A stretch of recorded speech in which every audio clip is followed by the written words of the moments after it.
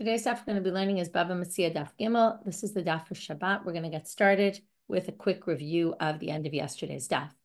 So what we've been trying to do is take our Mishnah, where we have a case of two people grabbing onto one talit, each person claiming it's their own. Either it was something they found or it was something they purchased, and they're fighting over who's the one who purchased it. In this case, the halacha is we split it with each one taking an oath. Now what the Gemara is trying to do in this next section is to try to figure out how does this connect with other tannatic sources where we see there's money and it's unclear who owns what, or possessions where it's unclear who's the owner, and two people are fighting about it, and what is the halacha? So we have different tannatic debates in other cases, and the Mishnah wants to figure out, does our Mishnah correspond to one of those opinions, or perhaps both of those opinions? And really what they're getting at is, what is the idea behind this ruling? And how can we take cases that the Mishnayot in different places brought and come to general principles about this? That's really a lot of what goes on in the Gemara in general, which is trying to take case studies and come up with the conceptual idea behind it, and helping us with the guidelines of how we know how to rule in other similar cases that might be somewhat different. What are the criteria? So we started with bananas. Then we moved to sumchus. Bananas we're going to get back to, or really the rabbis who disagree with bananas about this case of, well, we'll get to the details of that case as we go on. So we're in the section where they tried to suggest that maybe the Mishnah doesn't match Sumchus's opinion, because Sumchus and the rabbis disagree about a case where somebody bought a cow and the cow gave birth. And then it's not clear whether the cow gave birth before the sale or after the sale. And then the question is, who does the offspring belong to? So Sumchus had said, they split it 50-50 because we don't know. Case of doubt, we split 50-50, to which it seems his opinion clearly doesn't match our Mishnah, because our Mishnah says we split, but with an oath. So then we had suggested that perhaps, we also explained how we can explain according to the rabbis. I'm not going to go all the way back to that, right? Well, I'll just briefly, maybe I will go back to it. It's a good review. The rabbis had said, the one who wants to take it away from the other, the burden of proof relies on them. But in this case, both are grabbing it, and that way it actually could fit the rabbis because they each get the part that they're holding on to. Sumchus, we had suggested that in the case of the cow and the offspring, nobody really knows. It's a bari shema case. Nobody really knows. And that's why he says no shvua. In this case, each is confident. They say, this is fully mine. This is fully mine. And therefore, we split it 50-50 only with an oath, because they're each very convinced of their argument. They're not just saying, I don't really know. But they then said that only works if you hold that Sumchus only talks about a case where it only holds that way, in a case that's Shema b'Shema. But we had an opinion that Sumchus actually holds it. That was Rabba bar Rav Huna. In a bari ubari case, also he would say the same thing. So it leads us back to the question. It seems that Sumchus doesn't match our Mishnah, because why would you require an oath in our Mishnah? So then we ended with an explanation that we could differentiate between drara de mamona, a case where there is a financial loss and a case where there isn't a financial loss. So the case where Sumchus argues with the rabbis, there's a financial loss because it actually belongs to one of them. It's just not clear which one. And if we split it 50-50, there's going to be a loss. In that case, he says we split it without an oath. But if there isn't any loss, then we split it with an oath, which logically isn't going to make so much sense, and we're going to reject it in a moment. But right now, let's just go with it. If in our case, why is there no financial loss? Well, if it's a Metzia case, well, they both just found it. And if it's mekach memkar, actually, they both paid the money, as we explained, and they're each going to get back half of what they spent. So they'll each get half, and they'll get their money back. So there's no real financial loss. That's going with Rashi's interpretation that drara de mamona means financial loss. There's different interpretations, but we'll leave it at that. So now the Gemara says, bottom of bet amud bet, 3 lines from the bottom, v'lav kavachomer hu, but wait. Wouldn't a logical kavachomer argument would really state the opposite? We're going to have a lot of kavachomer arguments today, which is if something's lenient and we hold this way, then if something's more stringent, we're definitely going to hold that way. So what would that mean? Well, if there's drara de mamona lamar, v'ika drara de mamona lamar, in that case, where you're going to have a financial loss either to one or to the other. If you split a 50-50, clearly one of them is going to lose 50% of what belongs to them. And you could really say the whole thing belongs to one or the whole thing belongs to the other. And that it's not that you could say it is the case, and yet we're splitting 50-50 without an oath. And that you're going to have it without an oath. So when there is no financial loss, all the more so, right? Where it's actually quite likely or possible that it actually belongs to both of them. Lo kol shekain, wouldn't you all the more so then say, of course, Sumchus would say split it without taking an oath. The oath is when there's, we actually think you're taking something away from someone else. In this case, you might not actually be, and there's no real financial loss. So that argument doesn't really hold. To which the Gemara says, okay, so let's give a different explanation. You can explain it according to Sumchus and just say that the oath that we're talking about is a rabbinic oath.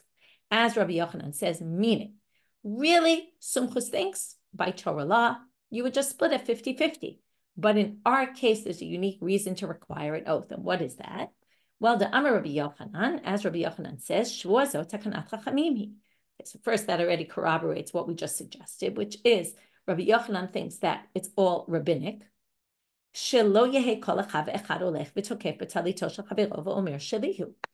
If we didn't institute this oath, and we just said you could split 50-50, we would create havoc in our community because people would just go over, I'll be holding something.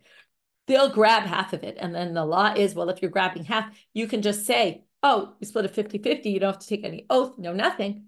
Well, it's going to wreak havoc in society because people are going to be constantly grabbing other items of other people because if they, if the halakha is you get half of it, well, what would prevent them from doing that? So really, by Torah law, there is no need for an oath. Really, Sumchus would say, like in the cow case, that you split it 50-50. However, to prevent a society where people just grab other people's items, we instituted this oath. Right? And that's a whole different perspective. And then we can actually make our Mishna work in together with Sumchus's opinion, because again, we're going to differentiate between the cases. Now we're going to move on to a different machloket. Lema manitin to lo Rabbi Yossi. Okay, why Rabbi Yossi? To eat Rabbi Yossi, Ika Rabbi Yossi, ha'amal, in kemai fsira amai. Okay, so if you go forward to Daf Lamed Zayin, there's a machloket between the rabbis and Rabbi Yossi about a particular case. Okay, so let's turn to Lamed Zayin. Okay, it's in Lamed Zayin, Amud Aleph. Okay, so now we have in the middle of the Mishnah, Shnaim shivkidu etzel echad. Two people gave money to somebody to watch. Zeh maneh v'zeh matayim. One gave him 100, one gave him 200. Zeh omer sheli matayim, v'zeh omer sheli matayim. Each of the people come back to the person and say, listen, we gave you 200. And the other one says, I gave you 200. Obviously, they must have done it at the same time. And they both came together. One gave 100, one gave 200. And when they come back, they both claim, I'm the one who gave you 200. So, noten lezeh maneh or lezeh maneh. So he gives them each back 100 because each one definitely gave him 100 and definitely is deserving of 100. And the rest just gets left like in an escrow account. It just sits there waiting until such time that Eliyahu comes, and Eliyahu is the one who clears up all sorts of debts. Or it's really just a way of saying until one actually brings proof that they were the one who brought 200. But Amar Rabbi Yossi, and that's what we're going to start with his opinion. Rabbi Yossi says, "In kemav sir ramai." Well, what's going to prevent, just like we said with Rabbi Yochanan a minute ago, what's going to prevent someone from grabbing a talit? What's going to prevent both of them from coming and claiming the 200? Because they don't lose anything, and maybe the guy will somewhat remember and think it, get confused and think it was that person, and maybe he'll actually give it back to that person. So you only stand to gain if you lie. You won't lose anything. You'll at least get your 100 back, and maybe you'll get more. So Rabbi Yossi holds, we're going to leave the whole thing, the entire amount, in order to basically penalize you as a disincentive for you to make a false claim. So let's see now how this works. Lema manitin to look at Rabbi Yossi. So our Mishnah sounds like it's not Rabbi Yossi. Rabbi Yossi, Rabbi Yossi holds, you leave the whole thing. Nobody gets anything. So you would assume in our case as well, the talit is they're fighting about it. Leave it on the side. Elamai Rabbanan. So wait. So then our Mishnah matches the rabbis. It doesn't match the rabbis either. It's the assumption is our Mishnah has to match one of the opinions. Why doesn't it match the rabbis? Kevan Amri Rabbanan.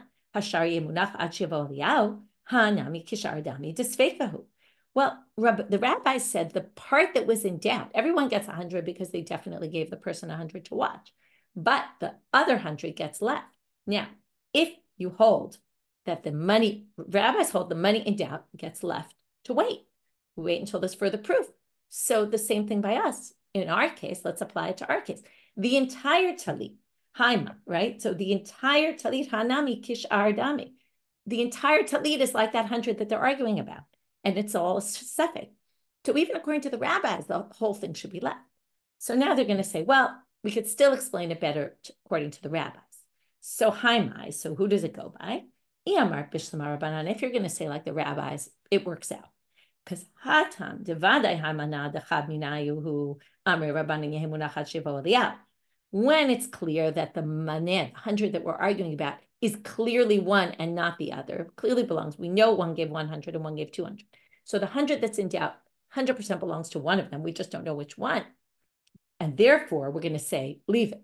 Because we're not going to give it to necessarily, we don't want to give it to possibly the wrong one. But in our case, it's possible that both actually own half. And therefore, and that's why the rabbis say we're going to split it 50-50. So right now we've explained our Mishnah according to the rabbis, and we're now going to explain why it doesn't make sense according to Rabbi Yossi. And then after that, we're going to actually give two possibilities of how to explain it according to Rabbi Yossi. But right now we're going to say why it doesn't. In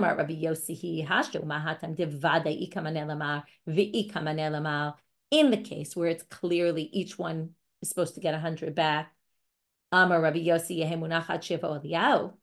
and even then, where it's clear each one is supposed to get, and yet we say nobody gets anything, all the more so, in our case, but in our case, where it's possible, it only belongs to one of them. In other words, it could be, now we're using the opposite approach, which is it could be that this talit doesn't belong to one of them at all. And so if in a case where Rabbi Yossi says, when we know part of the money belongs to you, we're still not going to give it to you, all the more so in our case where we don't even know if the talit belongs to you. Maybe it doesn't at all. Then all the more so you're not going to get anything. So it seems that Rabbi Yossi wouldn't fit with our Mishnah. However, the Gemara is now going to give two possible reasons. One will be rejected, but we will stick in the end with the first explanation. Afilu tema Rabbi Yossi. So explanation number one. Hatam vadai ikaramai. In the case, what was his whole reason? We want to disincentivize people from doing this, from lying and claiming the bigger claim because they have nothing to lose. So we're going to actually make it that you're going to lose what's yours. So here, there's vadai ikaramai. There's clearly someone trying to trick here. But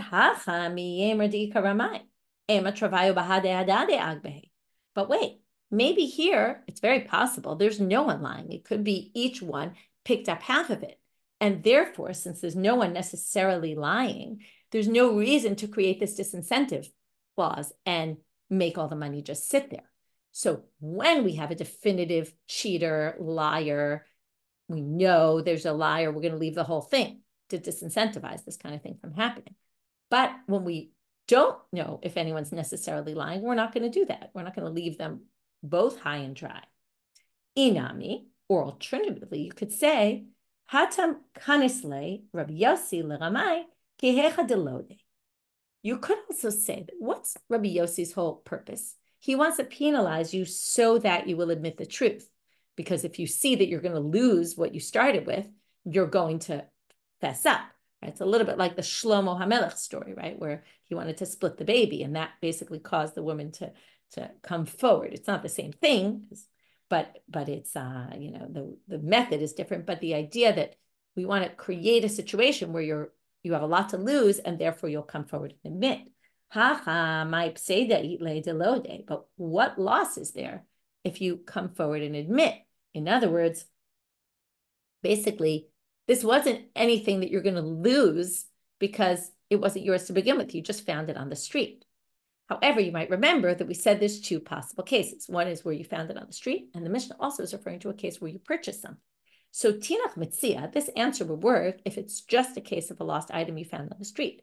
Because, again, there's no motivation for you to not lie, because the whole idea is you're losing something, and that's going to cause you to come forward and admit that you were lying.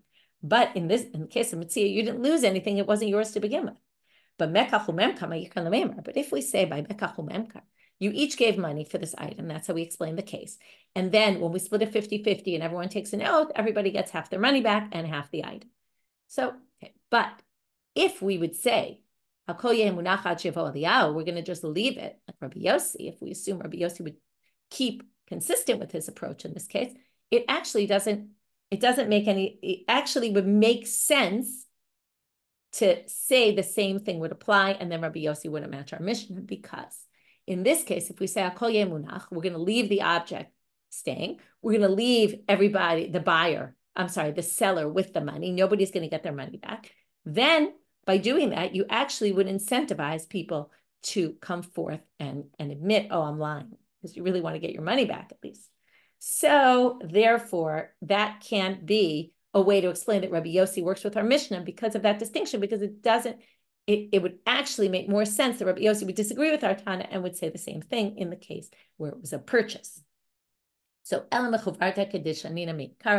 go back to the first explanation of Rabbi Yossi, that because it's not clear there's somebody cheating here, we're not going to actually leave the object in an escrow account, because in the case of the modeh, the 100, the 200, one of them is definitely lying. And to disincentivize this kind of case from happening and people from lying, we're going to make sure all the money just waits. But there's no reason to do that in our case, because we don't necessarily know that somebody's lying. So we're not going to go so far to do that if it could be they're both owners. And that's why you can split it with an oath, even according to Rabbi Yossi.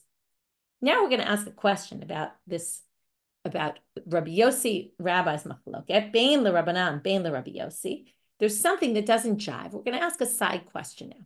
This whole machloket that they have about, basically, do we leave part of the money or do we leave all of the money when we have this kind of debate? Well, we're now going to have a problem with the case that we learned, the machloket ben Nanas and the rabbis, about if I hire workers and then instead of paying them, I ask the chembani to pay them. And then the workers come to me and say, we never got paid. And the chembani comes to me and says, hey, where's the money? I paid them and didn't get the money from you yet. What happens? Both the chembani, the storekeeper, and the workers take an oath and take money from me. Now, what did we just say? In a case of Ramai, right, what are we going to do? The money that is in doubt, we're going to leave it, right? And basically put it on the side and not deal with it. So,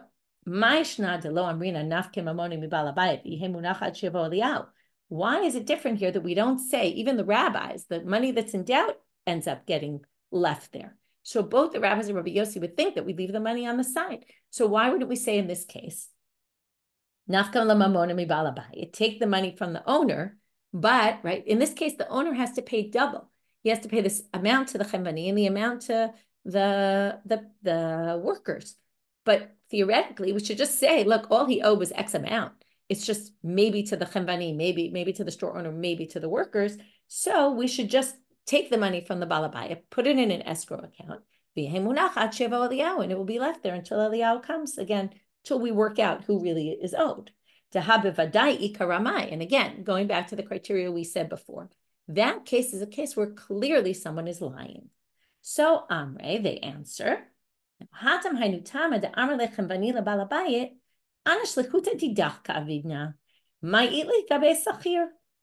said, the storekeeper could say, what do I, and basically we're going to say this issue is between the storekeeper and the workers, who is in the right. Now the storekeeper says, I had nothing to do with these workers. I didn't hire them. Okay, number one, right, what did I have to do with them? Right, I was just working, he says to the person who hired the workers, I was just working as your messenger. I don't have a relationship with them at all. Even if the storekeeper takes the workers take an oath to me, I don't believe their oath. Lo mehimanli, they're not trusted b'shvua. It's not like I went to a deal with them and I believe them. Now, in the case of the pikadon, the assumption is that the two people came together, and therefore there was some sort of arrangement of trust between them because one was giving more money than the other. And therefore, there is an issue between the two of them. But here, in this case, nobody took any sort of, they didn't have any connection. The storekeeper was just doing a favor. He says, I don't trust. If they take an oath and therefore make me pay, they take an oath, they never got paid, I'm not going to pay based on their oath. I don't trust them. Maybe they're lying. At hem ante, and more than that, you must have trusted them because you didn't tell me when you pay them, make sure there's witnesses there. So you obviously showed you trusted them, and therefore it's between you and them. And therefore, make them take an oath to you, and you have to pay them. And and the workers could say to the owner, Ana avda avidata, ana avade avidata gabach. We worked for you. I have no relationship with this chamvani. If he takes an oath, I definitely paid you. That doesn't mean anything to me. We're not gonna have an oath to resolve this between me and that person who I have no relationship with.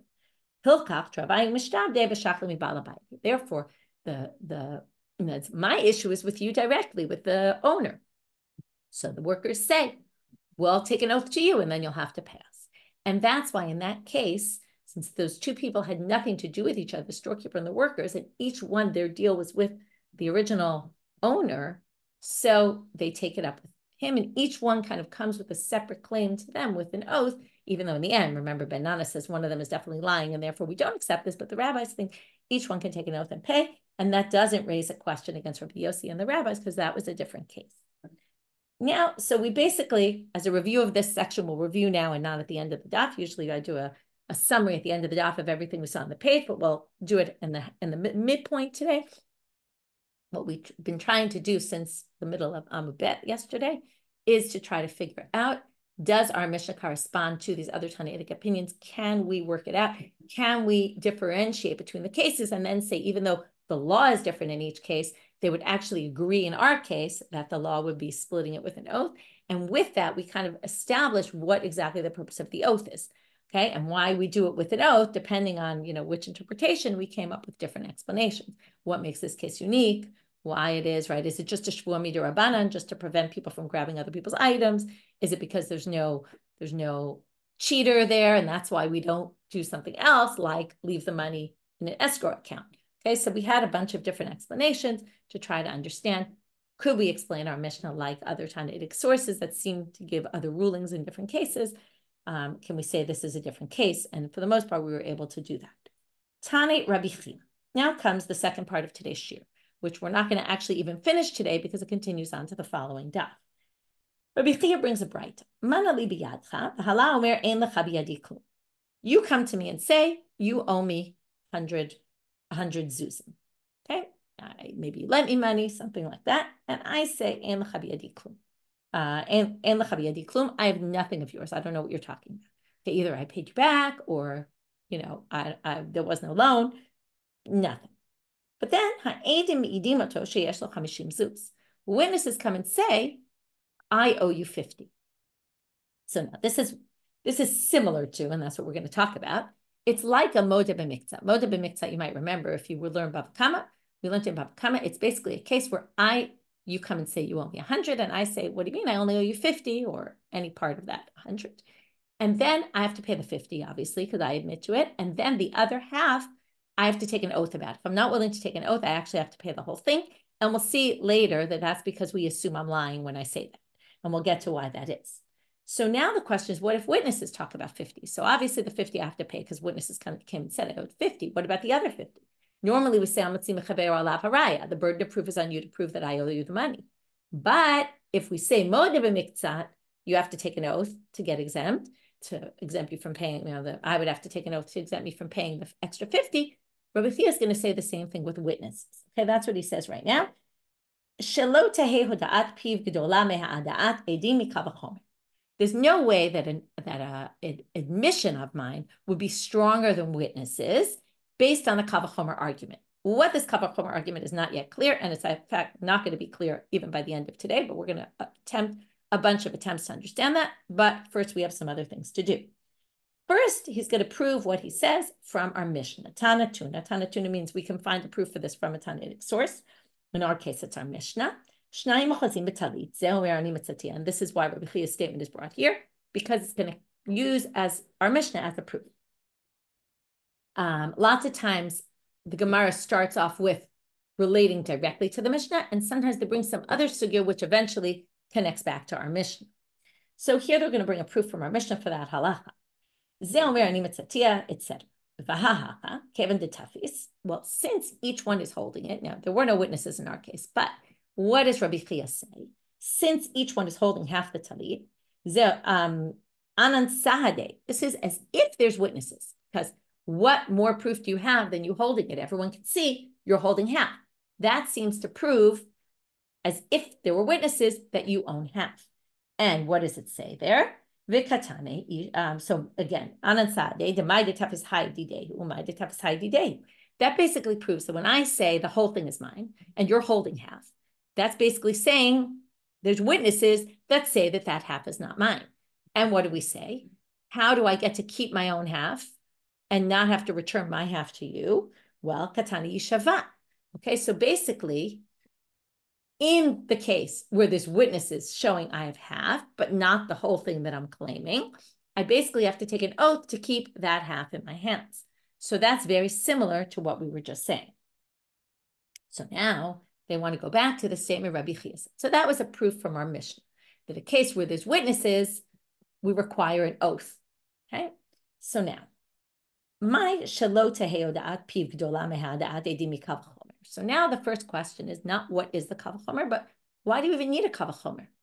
To which they say, shelo tomar, because you might have thought, and it's in fact what most people think, that hoda'at piv hu deram yerach man hashvuah le kederabba. That as Rabbi explained, and we saw this in Bava Kama, why you take an oath in a modeh bemiktzat case, it's perhaps, and from Rabbi's logic, you would think that it's only for someone who admits, and it wouldn't be relevant when there's witnesses. And that's because we have a unique reason to believe that you're lying. Why is that? It's going to be built on a few stages. Why does the Torah say that if you admit to have a claim, you take an oath? Because there's a chazaka and adam me'iz panav b'fnei ba'al chava. Number one, we assume if you lent me money, there's no way I would lie in front of your face and say, I didn't take out a loan. So therefore, when I said I only owe you half, I actually really wanted to deny the entire thing, but I don't have the audacity to do that. That's what we just said. I don't have the audacity to do that kind of thing. Moving now to amubet. So then, if I don't have the audacity to lie to you, we assume. But then I really wanted to admit the entire thing. But why didn't I then? Well, I was just trying to get away from you because I didn't actually have the money in hand. I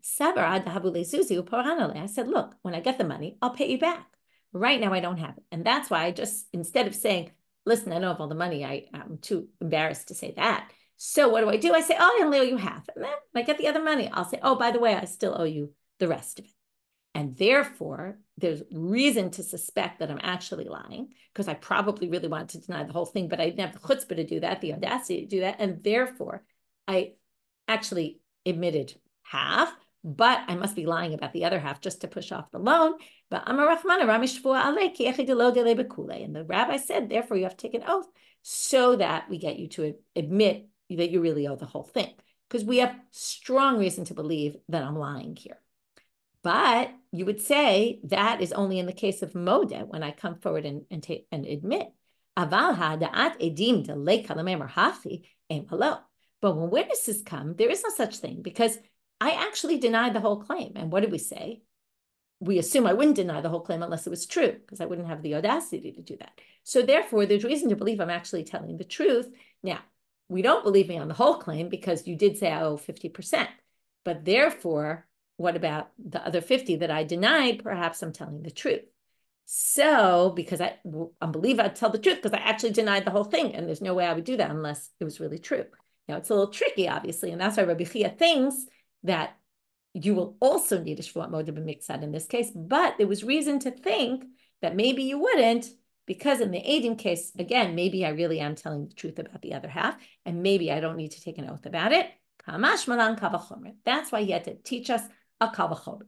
That we do learn it from hada'at edim, from a kal v'chomer. So now, what's the kal v'chomer argument? And for this, we're going to have several attempts to try to answer it, and we're going to reject. So far today, we're going to get really only to rejecting the possibilities that we suggest. First suggestion: Umay kal v'chomer. Uma piv she'em mechayev mamon mechayev bo shvua. Edim shemachayvin oto mamon ein odin shemachayvin oto shvua. So how does kal v'chomer work? There's something lenient. There's something stringent. If the lenient issue does the following, then obviously the stringent one would also do the following. So what does that mean? If piv, my mouth, my confession, doesn't require me to pay money, we're going to have to see in what case, because what do you mean? Of course it does. We'll get back to this. We don't yet understand this line. And it requires me to pay money, and it requires me to take an oath in a modeh bemiktzat case where I admitted half take an oath. That's a basic halakha that we know. It's a given. So I'm sorry. So I just said it. My mouth does not cause me to pay mammon, and yet causes me to pay a modeh bemiktzat shvua. So edim shemachayvin oto mammon ein odin shemachayvin oto shvua. So witnesses that do cause you to pay mammon, all the more so, right? If my confession won't make me pay mammon and yet makes me take an oath, then witnesses which do make me pay money, because witnesses can obviously obligate me to pay money, all the more so should obligate me an oath. So the Gemara says, what are you talking about in this kal v'chomer? Piv emachayv mammon v'ha. Don't we know? How could you say your mouth doesn't require you to pay money from your own confession? How would if I come and admit that I owe you money, of course I have to pay. That's better than 100 witnesses, or it's equal to 100 witnesses. It's a basic way of saying we totally believe confessions. So my mammon, what did he mean when he said mammon? Knas. He meant fines, because what do we know? Let's take kefil. We just learned that in Bava Kama. If I steal, I have to pay a double payment, the value of what I stole, and an extra double payment. That's if it's geneva. Okay, we'll get to gzela in a little bit. Then the kefil part is just a penalty. It's not the value of what I stole. It's not mammon. It's called knas. If I come and admit that I stole, if witnesses come and say I stole, I have to pay the knas also. I have to pay the kefil. But if I come forward and admit, I actually am exempt from the double payment. Okay? I pay just one time the value, not two times. So now let's go back and read it. Ma piv, here's the kal v'chomer. She'em mechayvo knas. It doesn't require you to pay a penalty if I confess, but mechayvo shvua, but it will make me take an oath in a modeh bemiktzat case, right? If I admit to half, edim shemachayvin oto knas. Now witnesses can obviously make you pay penalties, so ein odin shemachayvin oto shvua. Shouldn't it all the more so require me to take an oath?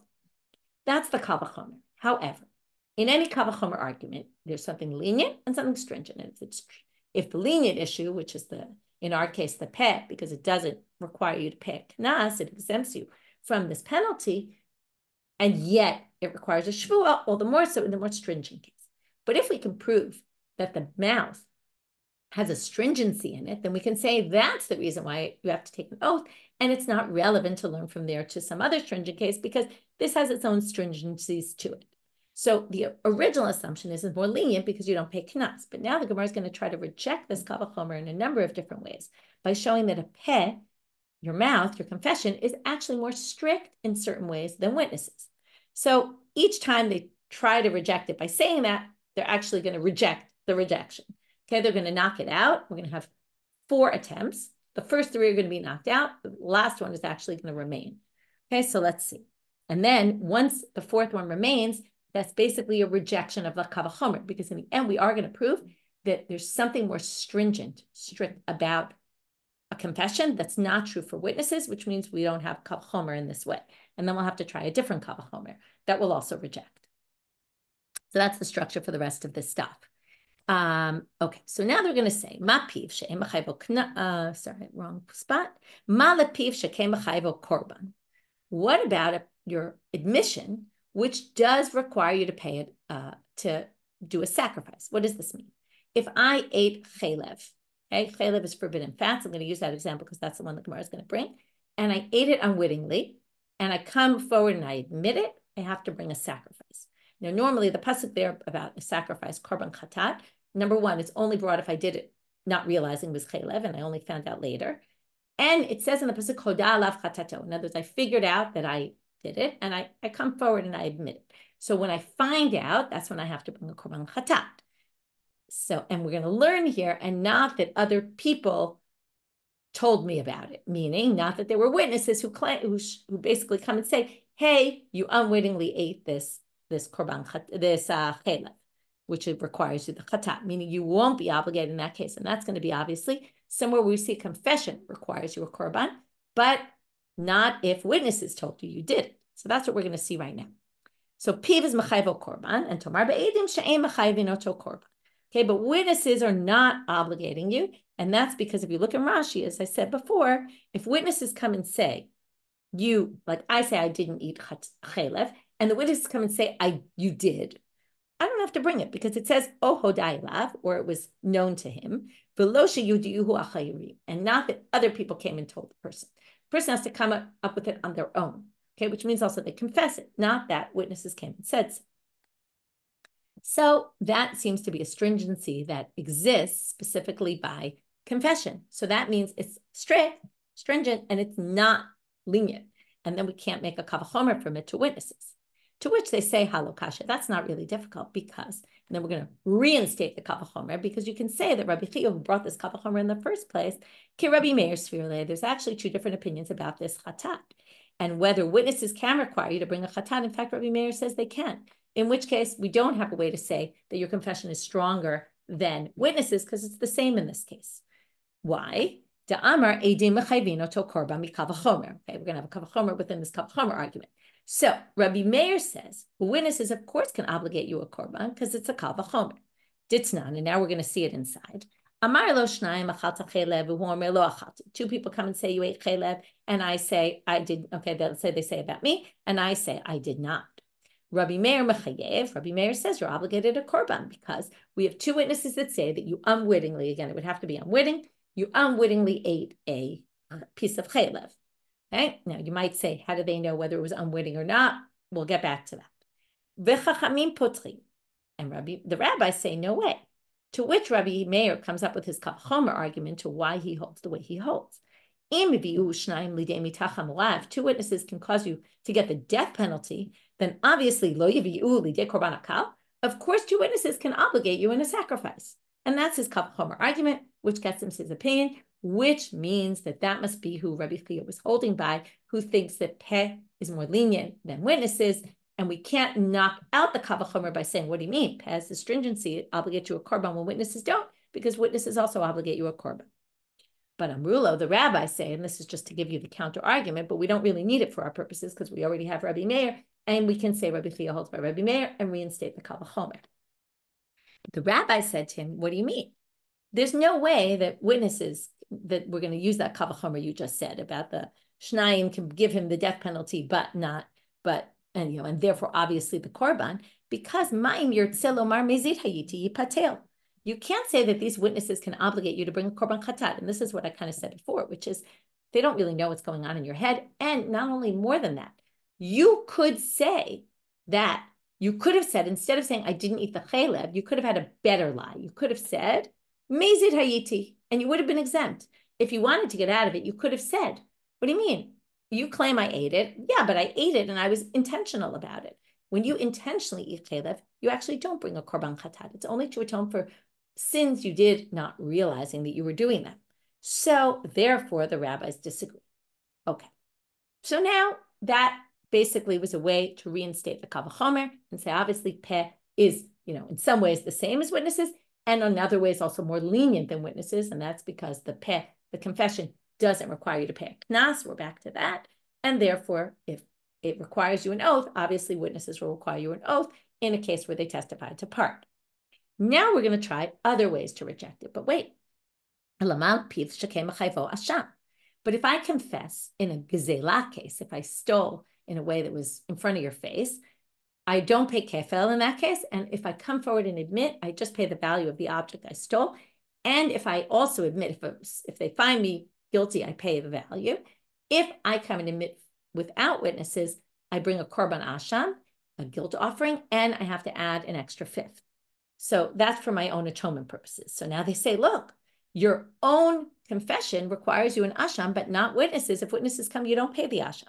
So they say, what are you talking about? We said that Rabbi Chiya holds like Rabbi Meir. Asham hainu korban. It's the same thing as a korban chatat. If the rabbis think that witnesses can require you to pay Rabbi Meir thinks that witnesses require you to bring a korban chatat, sin offering, then obviously they would also agree that in Exela case, Rabbi Meir would hold that you have to bring a korban asham, which means that again, Rabbi Chiya holds by Rabbi Meir, who holds that peh is the same in that area, and you're not going to say that peh is more stringent because it requires you a korban asham. Okay, what about the chomesh? Third attempt to reject the kav chomer, but you only pay the extra fifth if you admit, if you confess, not if witnesses find you guilty. No, halakhic, Rabbi Chiya, Rabbi Meir, svirale. Again, same answer. Rabbi Chiya holds like Rabbi Meir. If you're going to be required to bring the korban asham, you're also going to be required to bring the chomesh because those two things go hand in hand. So we've now established that in order to reject all these rejections, attempted rejections of the kav chomer, Rabbi Chiya must hold like Rabbi Meir, who would require you a chatat, would require you an asham, would require you chomesh, even if there were witnesses and you didn't confess, which means that confession is no more strict than witnesses. But we will have a fourth, which is going to knock out this answer, at least for now. Actually, it will knock it out, I think, entirely, even down the road, too. If I confess in court, what did we say? It's like 100 witnesses. What does that mean, actually? It means that no one can come against me and say that's not the case. If witnesses come and try to knock me out, say either that's not true and testify about the opposite, or they try to say, Imanu hayitim, you were with me on that day. There's no way you could testify about what you did. Okay, first of all, that would be ridiculous. It's talking about himself. But anyway, if there was an attempt to do that, you wouldn't be able to knock out the person's confession.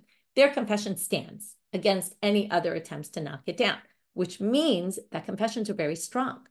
And tomar be'edim she'yeshnam chashav hazama, but witnesses, you can easily knock out of court. If two other witnesses come and say the opposite, then everyone leaves the court. There's no acceptance. If they did hazama and they said you were with us on that day and there's no way you could have testified about this, you were with us somewhere else at the same time, then they get knocked out entirely. So you see that actually confession is stronger to a certain extent, which means we have no kavachom.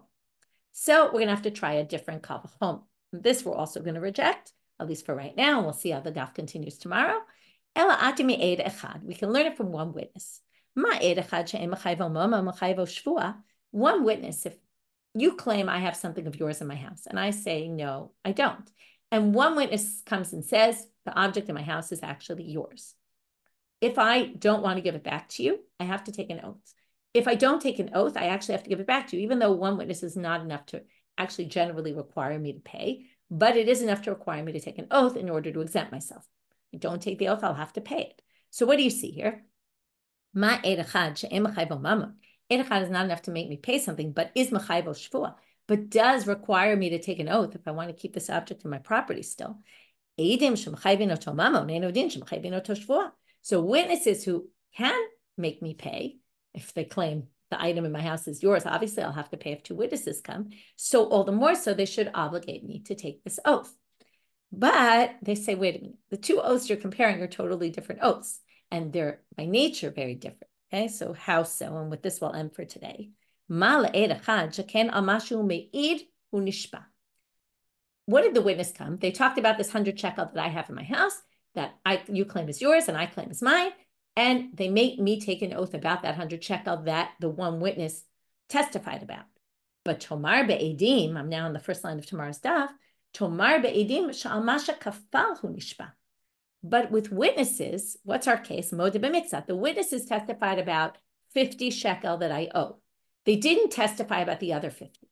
So the 50 shekel that I owe, I actually have to pay based on the witnesses. On what do I have to take an oath about? The part they didn't testify about. So you can't compare that to the eid echad, because the eid echad is making me take an oath on what they did testify about. The shnei edim are making me take an oath on what I didn't testify about. So that is not a fair comparison. So you can't make a kav chomer like that because kav chomer doesn't work. Okay, so we're going to get back to this tomorrow and try to figure out what is this kav chomer of Rabbi Chiya. So the first part of the daf we already reviewed. I'm now going to review the second part, which is Rabbi Chiya basically brought a braita and said, if there's edut bemiktzat, basically testimony over part, then I have to pay the part they testified about, and the other part I have to take an oath about if I want to be exempt from paying. Now, first, he proved it from our Mishna, and then we basically tried to understand, number one, why do you even need a kal vachomer argument? And that's because we said, because perhaps modeh bemiktzat is uniquely in that case only, because of all those chazakas and assumptions we made about the fact that I'm likely lying in that case. But Rabbi Chiya comes and says, no, it's true for witnesses as well. And then we tried to establish what's the kal vachomer, and we thought it was from confession.